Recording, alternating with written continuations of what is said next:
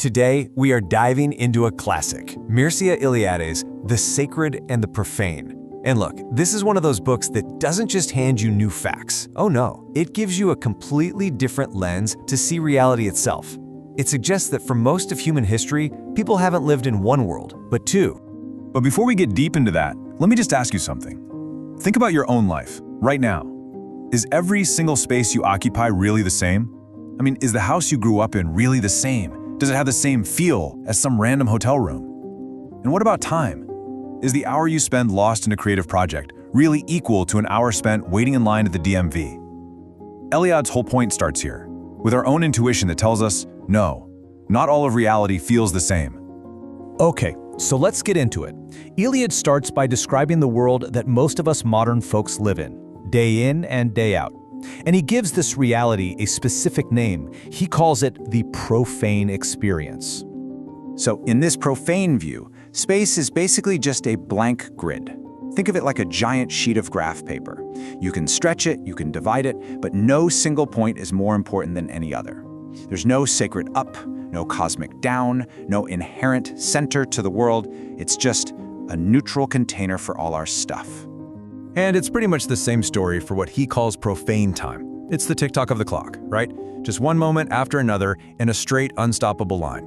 It's the time of our schedules, our routines, our 9 to 5. And once a moment is gone, it is gone forever.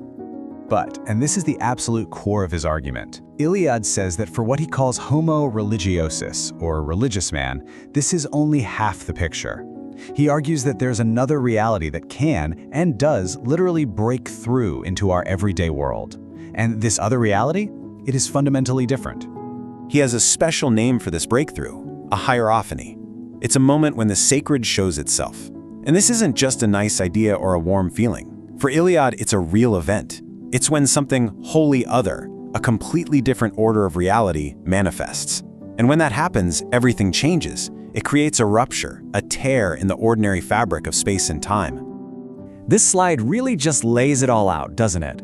On one side, you have the profane world. It's chaotic, it's uniform, it's just there. But on the other side, you have the sacred. The sacred is power, it's structure, it's what's truly real. It's the absolute fixed point that allows the rest of the world to be organized and actually mean something. For religious man, the profane world only becomes real when it touches the sacred. So what does this actually look like? How does this work? Let's start with space. When the sacred breaks through, it completely shatters that boring, uniform grid of the profane. It creates a center, a fixed point. Eliade points to the story of Jacob's dream as the perfect example of this. So Jacob, he lies down to sleep in just some random, ordinary, profane place. But then he has a hierophany, right? A vision of a ladder connecting earth to heaven. And when he wakes up, that space is no longer neutral. It's been transformed. It is now Bethel, the house of God. It's become a sacred center, a gateway between worlds. In this idea, it's everywhere. We see this concept all over the globe, the axis mundi, which literally means the axis of the world. Now the form changes, right? It could be a sacred pole for the Achilpa people, a giant temple like a ziggurat, or the foundation stone of the Temple of Jerusalem. But the function is always the same. It creates that fixed, central point that holds the world together and opens up a channel to the divine. And what this all means is that for religious man, just settling a territory, building a village or even just building your own home is a huge deal. It's a deeply sacred act because what you're really doing is repeating the original work of the gods. You're taking a piece of formless, chaotic, profane space and turning it into a cosmos, an ordered, meaningful, and sacred world by giving it a center. Okay, so that's space. But what about time? Well, as you can probably guess, the sacred doesn't just transform space. It completely flips our understanding of time on its head. So, we've talked about profane time, that irreversible straight line. Sacred time is totally different. It's not linear at all, it's cyclical, and most importantly, it's reversible. Religious man believes in a primordial mythical time, the time of origins, when the gods first created the world. Eliade calls this illo tempore, which means in that time. And the amazing thing is, through ritual, you can actually go back. You can make that powerful, original time present again, right here, right now. The best example of this is the big New Year festivals you see in ancient cultures.